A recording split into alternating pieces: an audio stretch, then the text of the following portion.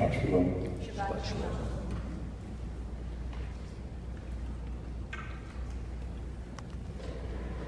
At the end of this month, I will be retiring from the active rabbi, and this will be my last service done in such a fashion on a Friday night. Not only at Temple Israel, but I don't expect to be returning to rabbinic pulpit after this. I'll return to my previous career and see if I can add a few more books, write a few more words, because the world apparently doesn't have quite enough of them yet. I want to go to war with Amazon.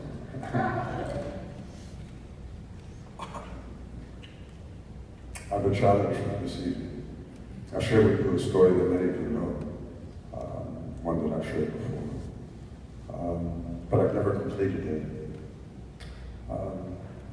I suspect in your neighborhoods, as in mine, from time to time missionaries come by, often Jehovah's Witnesses, sometimes Mormons, and usually they're young people, and they come by in pairs, and they're impeccably dressed, and then they have briefcases with some written materials.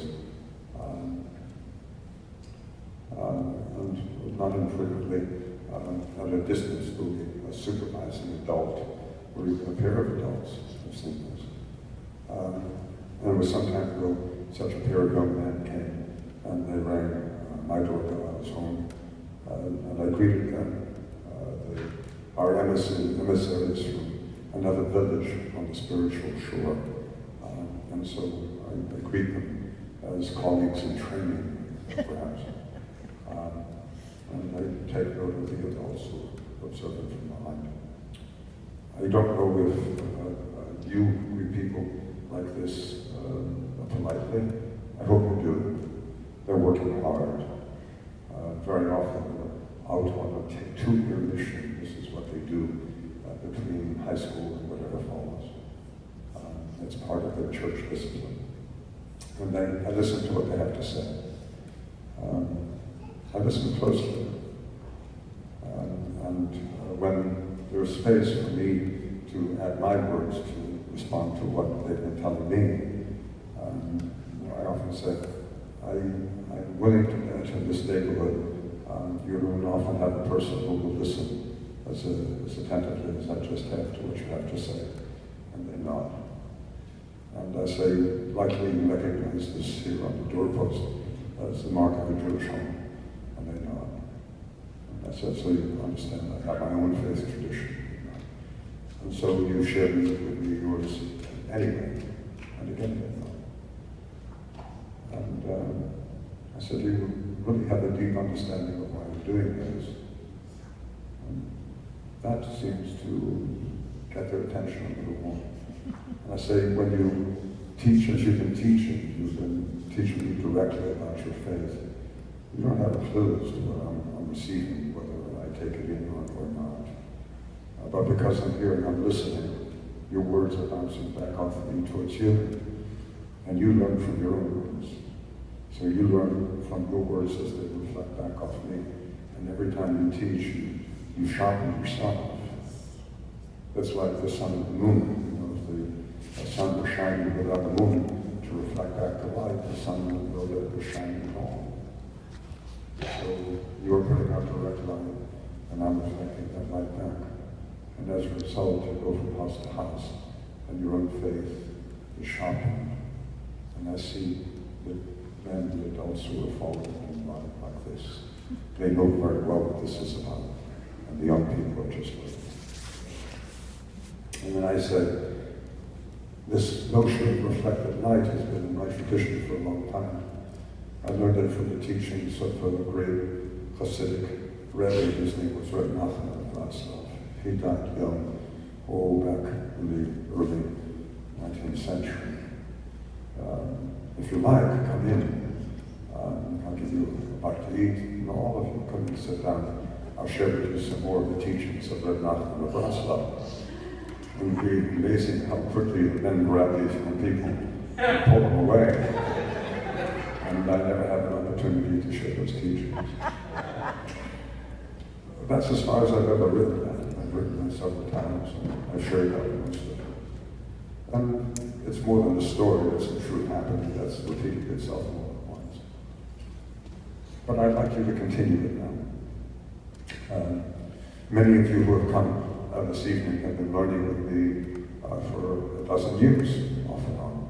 Some of you are new, and some very new.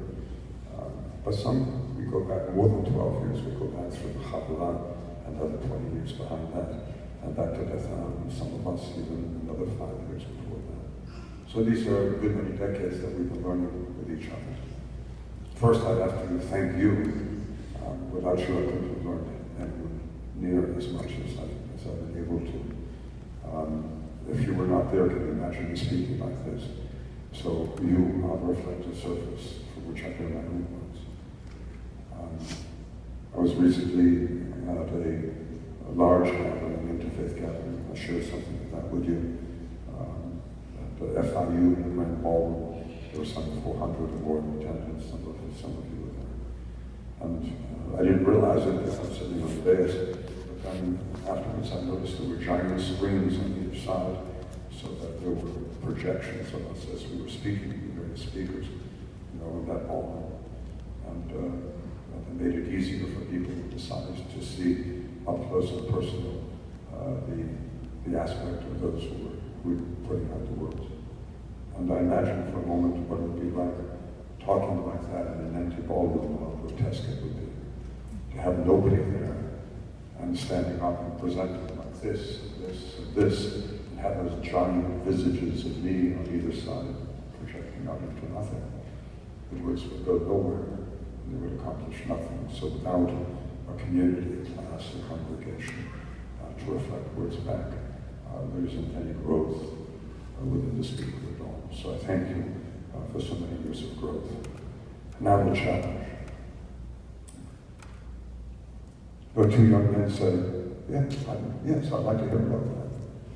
Yes, I'd like to come in. And the two behind them said, yes, I'll come in. And they sit down and you pour a glass of tea and you take out some mango bread, whatever it is, and you put it on the table. They say to you now, please share with us the essence of your faith. Tell me why it is that your tradition is so good to you. We don't have all the time in the world. We have to get on to the next house. But I'm sure you'll be able to do that in the time it takes us to have a little cookies and tea. Can you do it? In Christianity, there's a tradition of bearing witness. To witness what you're witnessing is your own faith. We don't use that in Judaism. For us to be a witness means you testify to something under oath. It took me a while to figure out what witness meant.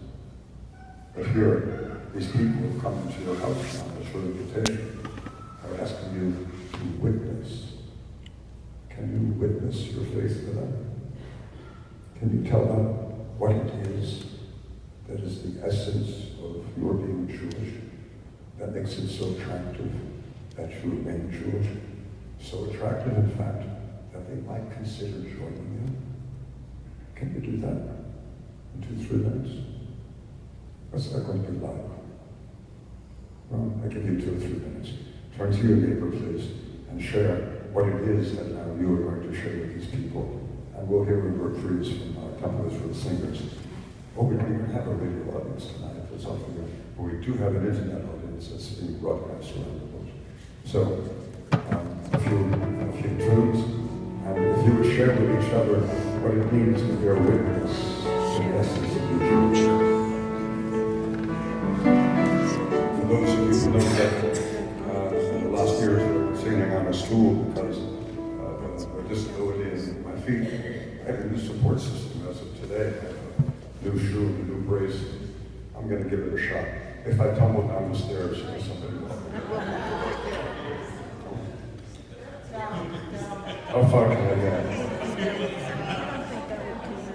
It makes it for an exciting song. I'll hold your attention. Maybe I'll stand over here. Judith will catch me. Yeah, right. Okay. So, here's what you don't tell them. You see, the Nazis tried to kill us. And they got almost all of us, and there's only 1/3 of us left, and that's why I'm Jewish.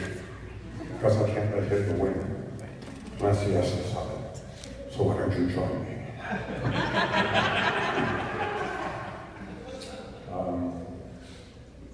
For some people, actually, that's it.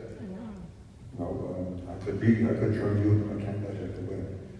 So I'm here as the last remnant standing against the forces that would have overcome it. And I can tell you about our beautiful history. We were enslaved by Egypt, we were crucified by the Romans, we were massacred by the Greeks, we were pursued and killed by hundreds of thousands by the Syrians. We were crucified by Christians during the Middle Ages, and the Crusades were mostly against us. And then in Europe we had the pogroms, and then of course we had Hitler, and now here we are. I've just given you Jewish history, as most people know it.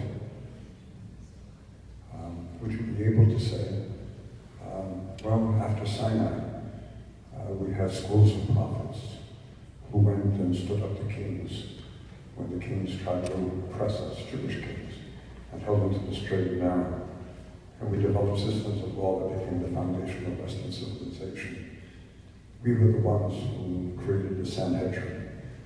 We had not only the 10, what you call commandments, that set the moral authority for all of the world's civilizations, but established commandments and finer understandings of them through centuries. We developed a Talmud. We created poetry throughout the Middle Ages. We kept literary tradition alive. We became literary tradition. We were the people of the book. We were the people of the law. We brought law and literature throughout the realms. And I participate in this culture. Would you like to come and join with me? They might say, yeah, well, can you name me a poet that you read in Jewish law? Tell me, what Jewish literature was there that you've read. They'd be able to answer following questions. Well, I'm Jewish because of chopped liver.